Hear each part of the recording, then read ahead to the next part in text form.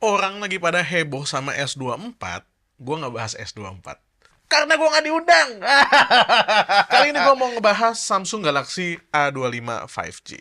Yuk kita mulai. Samsung Galaxy A25 5G ini bukan penerus dari Samsung Galaxy A24. Setidaknya itu yang disampaikan ke Samsung ke para reviewer ya. Karena ternyata Samsung A25 5G ini adalah penerus dari Samsung Galaxy A23 5G. Alasannya simple, karena Samsung Galaxy A24 itu nggak ada versi 5G-nya. Ya, oke lah, bolehlah kita terima aja lah ya kalau itu emang alasan dari Samsung Indonesia. Kita terima. Mereka yang punya barang, gimana?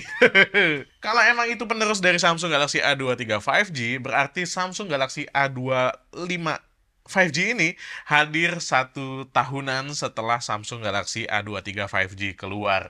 Dulu Samsung Galaxy A23 5G itu pakai Snapdragon 695, sementara saat ini Samsung Galaxy A25 5G dia pakai Exynos 1280. Spesifikasi lengkapnya kayak gini. RAM-nya 8 GB dengan storage 128 atau 256 GB, tergantung kalian beli varian yang mana, dengan baterai 5000 mAh dan chargingnya 25 watt. Chargingnya nggak dapet. Untuk urusan layar, dia upgrade ya. Dia menggunakan Super AMOLED nih, beresolusi Full HD Plus dengan kecerahan maksimal sampai dengan 1000 nits. Kalau A23 5G itu kalau nggak salah nggak sampai 1000 nits. Jadi dia udah cukup cerah lah kalau kalian pakai untuk berkegiatan di luar ruangan atau di bawah cahaya lampu. Intinya secara spesifikasi si Samsung Galaxy A25 5G ini udah 2024 banget ya. Tapi secara tampilan bagian depan, ini layarnya kayak 2020 banget gitu. Tapi sebelum masuk ke depan, gue bakal bahas bagian belakangnya dulu ya. Bagian bodi belakangnya ini, si Samsung nggak pakai kaca, tapi masih menggunakan glastik, alias plastik yang bentukannya mirip seperti glass, seperti kaca gitu. Ada aksen kotak-kotak atau titik-titik ini yang menurut gue ini bikin si Samsung Galaxy A25 5G ini jadi makin kece kelihatannya. Dengan susunan kamera 3 berderet ke bawah. Kameranya nanti akan gue bahas juga. Sementara framenya ini juga menggunakan frame plastik dengan warna yang senada dengan bodi belakangnya, tapi ini lebih ke matte ya. Kalau belakangnya tadi glossy sehingga lumayan sering nempel sidik jari. Tapi yang bikin unik dari si Galaxy A25 5G ini adalah di fingerprint reader alias tombol power dan juga volume rockernya ini ada aksen menonjol. Ini unik, serius. Gue suka banget. Sama kayak Samsung Galaxy A15 5G dan A15 yang 4G, itu dua-duanya bahasa desainnya udah kayak gini. Ini sesuatu yang simple tapi oke lah.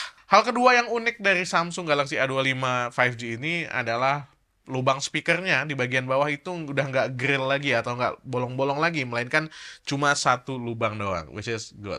Dan oh ya, dia juga masih memiliki headphone jack. Buat kalian yang masih menggunakan headphone jack, ini blessing banget ya. Kalian bisa banget beli Samsung Galaxy A25 5G. Cuma, kalian harus dealing nih sama desain bagian depannya. Layarnya masih menggunakan Infinity U. U apa V ini? Intinya layarnya masih menggunakan desain yang, aduh, harusnya udah diubah lah gitu ya sama Samsung ya. Karena desainnya ini masih pakai poni kalau orang-orang sebutnya. Dan bisa jadi ini adalah deal breaker buat kalian yang nyari handphone, padahal spesifikasinya udah cocok. Selain poni, framenya juga masih agak tebel ya, apalagi di dagu bagian bawah ini. Tapi overall, kalau mau fair gitu ya, ini masih oke kok karena layarnya yang emang cakep banget gitu. Layarnya ini punya resolusi dan ketajaman dan saturasi warna yang oke punya gitu. Kalau gua jadi kalian dan budgetnya emang cuma 3 sampai 4 jutaan sih nggak ada masalah sama desainnya. Itu gua. Terserah kalian mau kayak gimana ya. Oke, gua akan bahas performanya dulu kali ini. Performa dari Samsung Galaxy A25 5G ini tentu masih berasa mid-range-nya, tapi dia sangat-sangat kebantu sama One UI 6. One UI 6 ini gue rasa salah satu UI yang well design terus enteng banget sehingga dipakai penggunaan sehari-hari itu rasanya enak. Selain penggunaan harian, gue juga coba main game yang ini gamenya ya biasa-biasa aja sih ya. PUBG Mobile ini bisa dijalankan dengan sangat bagus dengan gyroscope yang juga oke banget ya. Gyroscope-nya tuh instan lah kalau Samsung kelasan segini udah tidak perlu diragukan lagi. Call of Duty Mobile juga begitu, bagus banget dan gyroscope-nya juga instan banget gitu. Selain itu, gue juga biasa main FC Mobile dan EA Football di handphone ini. Dua-duanya juga jalan dengan sangat-sangat bagus sekali. Mobile Legends sama lagi, Mobile Legends bisa jalani dengan sangat oke ya di settingan Super Ultra. Jadi dua-duanya udah kebuka settingannya dan jalan di sekitaran 90 FPS, which is very good. Cuma yang perlu jadi perhatian adalah ternyata si Exynos 1280 ini suhunya lumayan cepet naik ya, tapi juga cepet turun. Gue coba main satu game EAFC, itu suhunya lumayan agak anget, meskipun menurut gue masih wajar, tapi percepatan kenaikan suhunya itu agak berasa cepet. Tapi kalau kalian istirahat sebentar, itu turunnya juga cepet. Kayaknya itu emang ciri khas dari Exynos 1280 ya.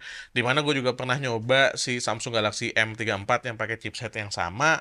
Gue tes main game, emang kayaknya tipikalnya begitu gitu. Cepet naik, tapi juga cepet turun.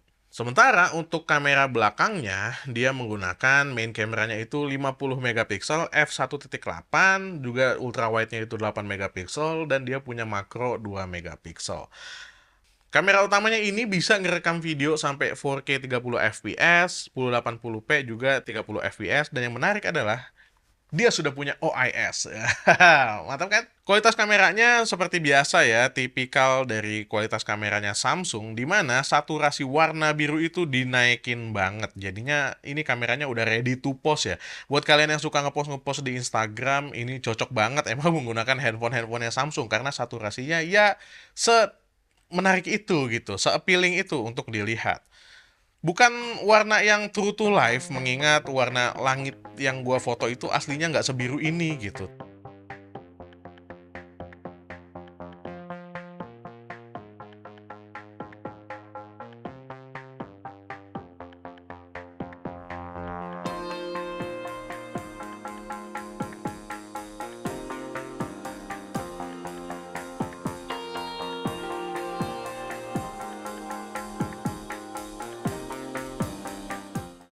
Untuk foto indoor dan low light-nya, gue ngerasa ini bagus banget ya, karena detailnya yang ditangkap itu juga bagus, dan semuanya ini oke lah.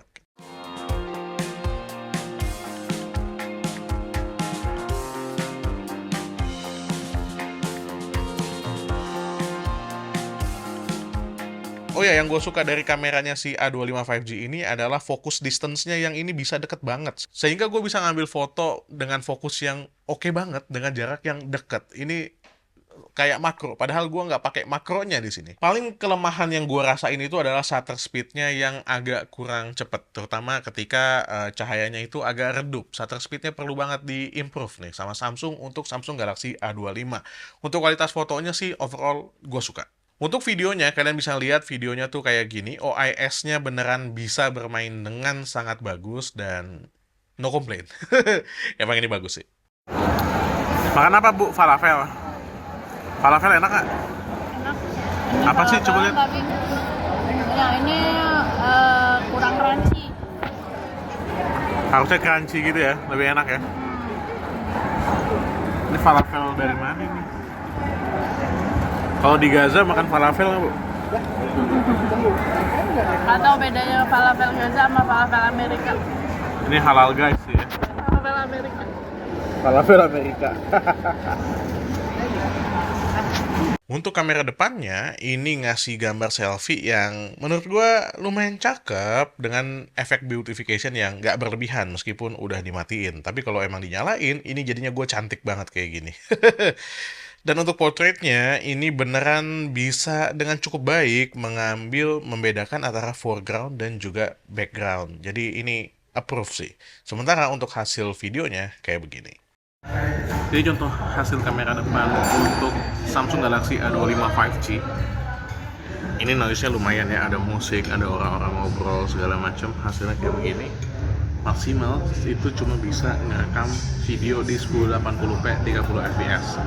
Belum bisa sampai 4K, tapi nggak tahu sih, menurut gua kalau ngelihat di viewfinder ini udah cukup oke, udah bisa banget buat diajak bikin konten. Tapi soal stabilisasi, soal segala macamnya, post processingnya itu gue belum bisa nilai, karena yang gue lihat sekarang ketika bikin video ini cuma viewfinder doang gitu. Gimana menurut kalian? Silahkan tulis di kolom komentar, bagus apa enggak video kamera depannya. Well, fitur-fitur lain yang perlu kalian tahu itu kayak speaker. Speakernya ini udah stereo, jadinya buat main PUBG atau Call of Duty atau buat nonton film, ini udah enak banget sih Galaxy A25 5G ini. Terus juga NFC, dia ada hadir NFC di sini, jadi nggak perlu takut kalau kalian e-tol cardnya atau e-money-nya itu habis, bisa kalian langsung top up di sini. Terus juga storage-nya bisa kalian tambah ke 1 TB kalau kalian punya micro SD 1 TB gitu. Dan ya selebihnya ini adalah sebuah handphone yang kalau emang gue cuma punya budget 3 jutaan sampai 4 juta dan gue pengen banget punya handphone Samsung, gue pribadi nggak akan berpikir panjang-panjang untuk ngambil si Samsung Galaxy A25 5G. Karena ini adalah sebuah handphone yang menyenangkan, terutama untuk area layar dan juga sektor kameranya. Untuk performanya masih mid-range, tapi oke banget meskipun secara suhu ketika emang digeber si Exynos 1280 ini cenderung untuk cepat naiknya, tapi juga cepat turunnya. Paling komplain gua itu cuma ada di desain depannya aja, yang mana nggak major buat gua karena layarnya bagus. Karena ketika make, yang gue perhatiin itu lebih ke layarnya ya, bukan bezelnya. Tapi valid juga kalau kalian nggak mau pakai handphone dengan bezel yang kayak begini, dengan desainnya kayak begini, itu valid sih, nggak masalah juga gitu. Ya mudah-mudahan gue berharap ya seri A, mulai dari seri A 1 sekian yang 5G dan juga seri A2 sekian yang 5G itu kedepannya dapat desain yang lebih menarik, terutama di bagian depan, karena bagian belakangnya ini udah menarik banget gitu. Ini tongkrongannya asik banget. Orang kalau ngelihat, Samsung tuh S24 Plus tuh kayaknya. Bahasa desainnya tuh udah Samsung banget, cuma bagian depannya aja nih yang perlu improvement lagi. Oke, that's it video dari main lagi untuk Samsung Galaxy A25 5G. Mudah-mudahan ngebantu buat kalian yang lagi nyari handphone di range harga 3 juta sampai 4 jutaan. Gue Dan dari main lagi pamit. Assalamualaikum warahmatullahi wabarakatuh. Bye.